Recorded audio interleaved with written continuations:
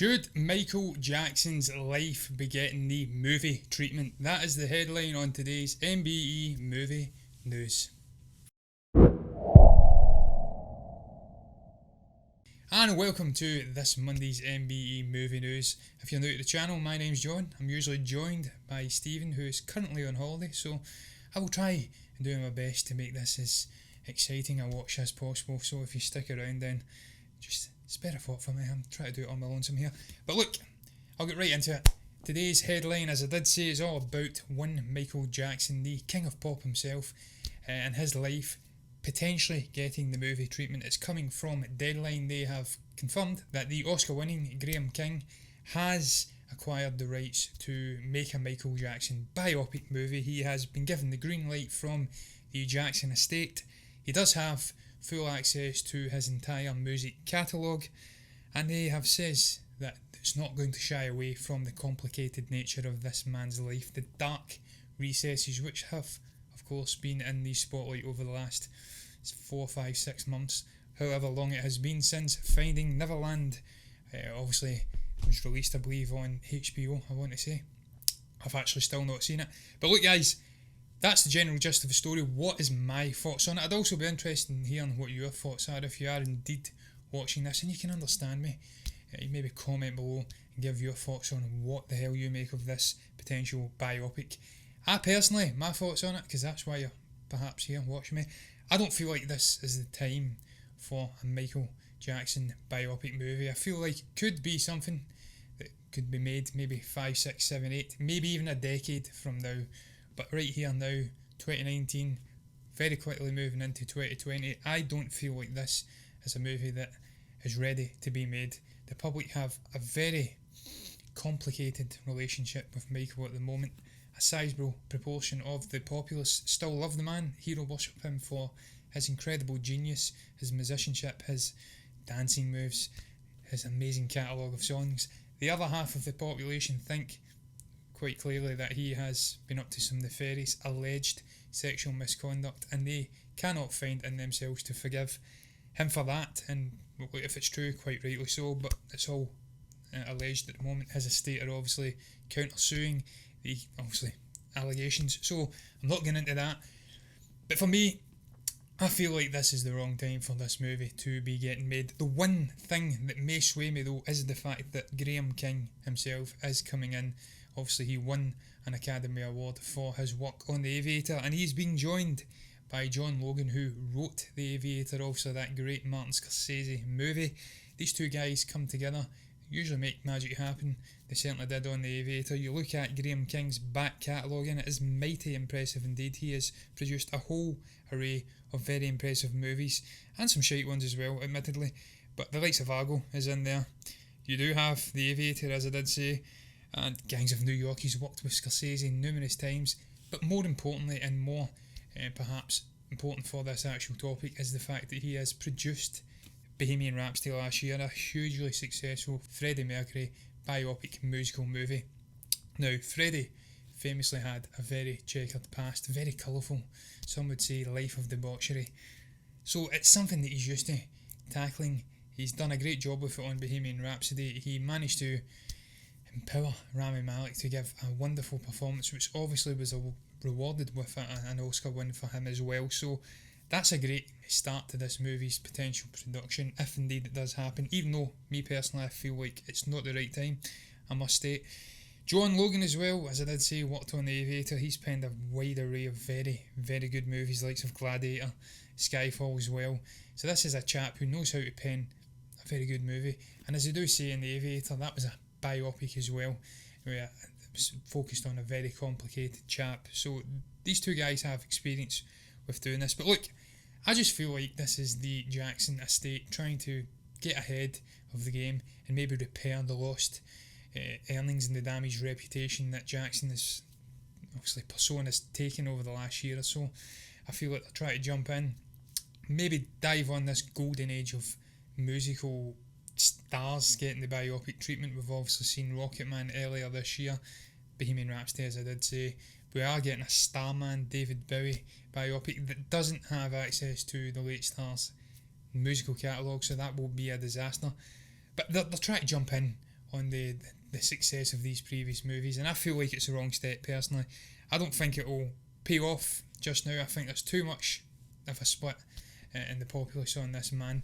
But what I will say is he is certainly one of the primary figures you'd like to get for a movie like this. A very interesting childhood, a very interesting life, just an incredibly successful guy, paralleling with the likes of Elvis Presley, Bob Dylan, Chuck Berry, David Bowie, as I did say, all of those great solo artists. Some would say he's up there, level pegging with some of the titanic musical bands we've seen in the last 50, 60 years, the likes of the Beatles and whatnot. So yeah, I mean, he's got an interesting life for right and wrong reasons, and when it finally does get made, if indeed it does get made in the next 3-4 years, I'm sure, depending on how the critics respond to it, that I will probably begin in and giving it a bash despite my reservations for this movie. But look guys, I've not got much more to add to that. I really have spoke the hind legs off it. I think it's the wrong decision. Clearly Graham King doesn't feel it's the wrong decision. He feels like this is the primary time to get in there and get this movie made. And look, hats off to him if it pays off, because it's certainly, I have no bones to pick with MJ, certainly not. I don't know what happened in that Neverland estate back in those days, but look, he's a great musician and I'll be intrigued to see what comes out of it. But look, I'm going to move on that note before I dig myself a hole. It's very dangerous when you're on your own. To the very next topic, and this one is all about the Voyages of Dr. Dolittle, I want to say, or Dolittle, the Voyage of Dr. Dolittle, obviously the Robert Downey Jr. adaptation of the classic Dolittle story. And this is Cinema Blend, obviously reporting that I think it's box office, I want to say Pro are estimating what this movie is going to open at, and they're saying that it will forecast for an opening in the United States of between $30 to $50 million, with a $40 million median being the presumed opening figure. Now that's very disappointing for a movie which has a reported $120 to $170 million budget. There has been issues behind the scenes. Reshoots were ordered. There was apparently some issues between Downey Jr. and the director, the creative vision for this movie, and just squabbling. It's apparently a train wreck, and now we're seeing that they are tagging it at a mere $40 million of an opening in the States. That would be an unmitigated disaster for this movie and for Downey Jr.'s first outing post-MCU, post-Tony Stark. And now, I seen the trailer. I was bewildered by that trailer, to be quite frank with you. I didn't quite understand what was going on. The CG was terrible. Downey Jr. looked like he was playing Sherlock Holmes again. And it was a strange movie. Tonally it felt wrong. They did have one redeeming aspect, that it was this period piece set in, I want to say, the late 1800s, I want to say. So that was cool. They flipped it up and differentiated it from the Eddie Murphy take on the character. But they actually go into the Eddie Murphy version, obviously, way back in the day. I want to say it was back in the 90s. And that actually had a production budget of $70 million. And it made nearly $300 million worldwide. So it was a catastrophic success, despite being destroyed by the critics and audience members alike. Spawned a 4-picture film franchise. And yeah, maybe this one will shock the trends as well. It'll be a disaster in terms of critical reception, but there's enough about it to perhaps catapult it to a minor success. And then you have the draw of Robert Downey Jr. there. The studio will greenlight a sequel, and it may go on and give us further sequels down the road. I don't know, but that's a poor start if that is indeed true, and it will be relying heavily on overseas grossings internationally. And I think it's going to be a flop, to be quite frank with you, just from what I've heard about it. And it's a shame, because you look at the cast, and the cast is mightily impressive. You have the likes of Tom Holland in there, teaming up once again with Robert Downey Jr. You do have Emma Thompson, you have Michael Sheen, Rami Malek, John Cena. The list is endless. Antonio Banderas, Ralph Ineson, Jim Broadbent, Selena Gomez, Camille Nanjiani. It is a stunning cast. Ralph Fiennes is in there as well. So I don't know how the hell you can find it within yourself to get such a great cast aligned and then make a complete dog's box of it and have it opening up to a mere $40-50 million. It's a disaster, and it's a shame, because if it was done right, I would have been there to watch it, but it hasn't. And look guys, we are following this box office theme on today's show, because it is of course going to be finishing with my breakdown of the United Kingdom's box office. So I will go into a conjoined third topic, which is speaking about the trials and tribulations of Charles Angels, obviously flopping hard at the box office, and obviously the equally flippity flop, I want to say, that is Terminator Dark Fate. Now, let's get into this. This is from CBR.com, the reasons behind why Charlie's Angels has flopped. Obviously, the director, Elizabeth Banks, has been widely criticising males for not coming out and watching this movie, and that is why the movie has ultimately flopped, which utterly perplexes me, because this movie is female-centric. It's an action movie about empowering females, so your target demographic is mostly female, but she finds it within herself to slant this and criticise white males and males in general for not coming out and supporting the movie. Now, that is not the reason at all. CBR get into why this movie has flopped, and they are 100% correct in how they break it down. This movie should never have been made. No one anywhere on this planet, be they male, female, Indian, Asian, American, British, European, a dog, an alien, wanted this movie. No one ever wanted a Charlie's Angels reboot. It was a disaster in the making. There was no will for this movie to happen, and it's ultimately flopped as a result. The previous incarnation with Cameron Diaz and crew was a disaster as well. It had arguably better talented actresses, but also we do have Kristen Stewart and Naomi something who was in Aladdin, so this has got an impressive cast as well, but it was just handled incorrectly. Elizabeth Banks is not an action director. She's tried to combine the comedy genre and the action genre, and it's been overdone, and there's too much competition out there. We've had the likes of Mission Impossible Fallout, a wonderful action movie. We've had the likes of The Kingsman. We've had a whole array of very well crafted horror action movies over the last 3-4 years. People have raised their expectations when it comes to this genre, and as a result, when they watch piles of shit like this, it just doesn't hit with them, and that is why it's flopped. It's nothing to do with males, it's just primarily because it's a below average movie. Now, I watched Chris Stuckman's review of this, and he says even the action sequences were way wrong. It was cutting to boots coming off of walls, and then it cut to one of the actresses on the back of perhaps some antagonist or whatever, and that's just terrible. That's getting back to the Captain America 1990s movie with a series of 1,000 cuts to show us action happening. It's poor, and it is indicative of Elizabeth Banks' lack of experience in the action genre. Now, going on to Terminator Dark Fate, this has also been directed by the infinitesimally more experienced Tim Miller, a guy who was obviously part of the success of the original Deadpool movie. He too went on to criticise the male demographic for the perceived failure of his movie, which again was completely wrong. This was a movie which perhaps no one wanted. I certainly didn't. It's part of a franchise, the Terminator franchise, which has been gradually declining. It's been given as ever diminishing returns in terms of box office performance, in terms of artistic merit. Genesis was a disaster. Salvation was okay. Terminator 3 Rise of the Machines was okay. There's only really been 2 great Terminator movies. They should have left it at that, but no, they continued on and on and on, and it is ultimately flopped because of creative decisions, thrusting perhaps identity politics into the heart of another blockbuster movie from Hollywood.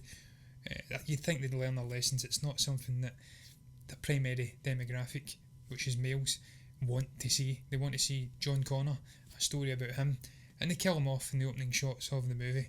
Not even that, the actual title of the movie, then they go on and move on as if it didn't even happen. Now, he goes in here to say why he thinks he goes in and embellishes, if you like, on why he thinks this movie has perhaps failed. And he's gone on to blame, I believe, James Cameron in a sense. He says that there was too much meddling in the production, too much meddling in the creative process. Jim Cameron wanted to show humanity fending off the villainous Legion and the machines, like he had done in just about every other Terminator movie prior to this. And Tim Miller took the obviously contrary opinion of want to see the humans struggle against this onslaught of Legion. He wanted them to be on the back foot, and look, I can understand Tim, because that would have perhaps changed it slightly, differentiated it from Terminator 2, which is one of the primary criticisms of this movie as well, that it was too similar. It was a remake, The Force Awakens of Terminator. So I can get on board with what he's saying, but really, Tim, you're going to criticise James Cameron, the man who created this franchise, gave us the 2 greatest movies in this franchise by a country mile, for the failings of your movie? No, mate. Tonally, it is wrong. It's a mismatch of various different movies pieced together for me. It just didn't feel right in terms of just pacing. There was shit going on that wasn't right. I didn't hate the movie, but it just wasn't a good Terminator movie, and it was all over the place. It reminded me of Dark Phoenix in a way. It was strange. And look, yeah, it was an absolute failure at the box office as a result. And again, when you look at the various different movies which are succeeding at the box office in 2019, and you'll see that, look, Joker, an absolute success, and that's because it's got a great story at the heart of it, which connects with a wide array of demographics. It doesn't matter what gender you are, what religion you are, whatever the hell metric you want to count for film-going audiences, they have connected with a good human story which is pure, and that is what you need to do. You need to be more expressive, more intelligent in your storytelling going forward in the movie business, or it will be a complete flop, and you can't continue to blame males for the perceived failings of your movies. But look, guys, I've not got much more to add to that topic. I'm gibbering absolute nonsense here. If you're still with me, then you deserve a medal. And on that note, I'm going to move on to the box office section of the show. This is for the weekend of November 15th to 17th, 2019. And coming in at number 1 is a new release. It's Last Christmas. Obviously, the Emilia Clarke, and I want to say it's Henry Golding movie. It's obviously an early Christmas movie. It's about, I think it's a comedy romance, rom-com, whatever the hell you want to call it. I've not seen it. I did see the trailers. It was quite heartwarming. It was uplifting, and I'm intrigued by it because I do like Emilia Clarke when she turns up and actually decides to act. I actually really enjoy Henry Golding as well. I hope he's in it. I have not got information in front of me right now. If it's someone else, I deeply apologise, but I'm really excited to see this movie succeeding. It's getting me into the Christmas spirit already. Now, for some ungodly reason, Box Office Mojo are giving me the grossings in dollars, but I've actually supplied the pounds grossings in the graphics, which is coming from BFI. I can't be asking through spreadsheets, but look, $3.8 million it's opened up with in the United Kingdom. That's pretty impressive for a movie of this ilk. And it's doing well worldwide as well, $51.8 million. I don't have budgetary information, but that's a pretty decent start for a movie which you would think would have a decent amount of legs going into the festive period. But look, guys, on that note, I'm going to move on to a movie I have seen, Ford v Ferrari, coming in at number 2. It's opened with $2.4 million. This is, of course, the Christian Bale, Matt Damon, Shelby, and what the hell's his name? I can't even remember what his name is, but Christian Bale plays an immense character in this movie. It's such a powerful, personal story of these two great friends who went off on different journeys and came back, and they have a right good racing story pinned onto it as well. Some viscerally enjoyable racing scenes in this movie, some really touching personal character driven moments, two fantastic performances from Matt Damon and Christian Bale as well, and this movie is going to do well at the Oscars. I'm absolutely sure about it. I think Christian will get a nomination, and it's doing well worldwide at the box office too, $103.8 million worldwide, and it deserves every single penny that it has grossed. Now I'm going to move on though to number 3. It's Joker, obviously the wildly successful, most profitable comic book movie of all time at this stage. It's grossed another $1.3 million over the weekend, and it's took its total grossing to $72.4 million in the United Kingdom.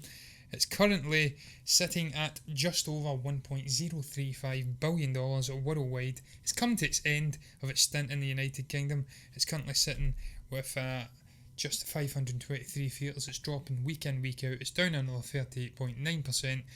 And look, it's done its job. It's an absolute monstrous success for Joaquin Phoenix and Todd Phillips, and hats off to everyone involved in that one. Coming in at number 4 though is Maleficent, Mistress of Evil, another Disney release, obviously the sequel. I've not seen that, and I've not seen this yet either. It's crossed another 891,000 over the weekend, taking its total grossings to $18 million in the United Kingdom. I don't have worldwide information because for some ungodly reason I have clicked on Joker. It's currently sitting at $472.3 million worldwide. That is mightily impressive for a sequel, I have to say. But I haven't seen it. I've not got much more to add. Angelina Jolie's in there. Michelle Pfeiffer's in there. That's all I can add from an artistic point of view. Coming in at number 5 is The Addams Family. Of course, the animated retelling of the classic Addams Family story. Full of nostalgia. I went to see it. It was okay. Story was a bit beige, but the characters were all there, and the voice acting felt like the Addams Family. And it seems to be paying off for the movie because it's crossed another another $822,000 over the weekend, taking its total grossing in the United Kingdom to $11.5 million. In terms of its overall worldwide performance, $175.6 million. That is not to be laughed at for a minor animated movie. Hats off to Universal Pictures for that. Seems to be doing very well. Coming in at number 5 though is The Good Liar. Obviously the Ian McKellen, Helen Mirren mystery sort of I don't know what genre it's in, but it intrigued me. I haven't seen it yet. I'm going to watch it. It's grossed another £786,000, or dollars I should say, it's in dollars, John, over the weekend, taking its total grossing in the UK to $3.2 million. Worldwide it's sitting at $17.16 million, and it's doing okay. I have to imagine with the 2 stars in this movie that probably had a reasonable sized budget, it's maybe just about breaking even. That hasn't had a huge promotional push over here. I can't speak for anywhere else, but look, it's doing okay. And I'm going to move on that note to a movie which is not doing so well. Midway, coming in at number 7, grossed £446,000 over the weekend, or dollars, keep saying pounds.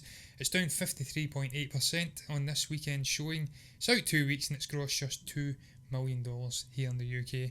And who can really blame the UK audience? It's a more American-centric movie, focusing on the Pacific theatre of conflict in the World War II, obviously greater setting. It's not something that's connecting with UK audiences, and to be honest with you, it's not something that's connecting with worldwide audiences either. $81.8 million worldwide. It's a disaster for Roland Emmerich. It's got a wonderful cast as well. Really strange. I was excited for it, but when I seen critical response, I just said no, I'm not going to see it. Here's another movie I haven't seen as well, Abominable, in at number 8. Another Universal Pictures animated release. They're hitting them out all over the place like a broken tennis ball machine. It's grossed another $441,000 over the weekend, taking its total grossing to $9.8 million. $174.1 million worldwide as well, for the third Bigfoot Yeti, whatever you want to call it, animated movie in the last year to a year and a half. That's okay, it's pretty decent. I've not seen it though, I can't add to it. It's not got a great cast if I recall correctly. And I'm going to move on to number 9, a movie which I says I would go and see and I've still not went to see. It's a Shaun the Sheep movie, Farmegeddon. It's grossed another £422,000, Jesus Christ, over the weekend, and it's now sitting at $8.4 million in the UK. It doesn't need my money, it's doing very well, and I'm glad to see it. It's currently sitting at $29.8 million worldwide as well, so it's a transitional movie. It's doing very well over all territories in the world, that is not the United Kingdom. And hats off to it. I love stop motion, it's a dying art, it should definitely be kept going, and I'm glad to see that it's doing very, very well. Rounding up this week's top 10 of the United Kingdom's box office, however, is Terminator Dark Fate. I spoke about it previously, I rabbled on. It's grossed just £326,000 in its 4th weekend at the box office. It has nearly fell out the top 10. It's dropped another 51% I should say, and it is sitting at just over $9 million in the UK. That is a god-awful performance. $249.3 million worldwide is disgraceful. We spoke about it a few weeks back. Shortly after its release, it has to hit $475 million just to break even. It's not going to break even. It's a disaster for Tim Miller. It's a disaster for Linda Hamilton. It's a disaster for Arnie's Carl character, Mackenzie Davis, everyone involved, and that should serve them well. Or should serve them right, I should say, for criticising their main demographic before the movie's even out for perceived injustices on the treatment of John Connor, one of the most beloved characters in the franchise. But look, guys, that is going to round up today's MBE movie news, and indeed the box office segment first and foremost. What did you make about this Michael Jackson story? Is this something that you want to see? Do you want to see a biopic about the King of Pop's life? Do you think it's too soon, or is it the perfect time? Is Graham King the right person to do it? I certainly think he is, even though I don't want it. What the hell do you make about the other topics I spoke about, the disasters of Charlie's Angels and obviously Terminator Dark Fate? If you've got anything to say, you can comment below and let me know what your thoughts are down below in the comment section. You can also like the video if you've enjoyed it, and you can subscribe to the channel if you want to see me making an absolute train wreck of myself over the next week.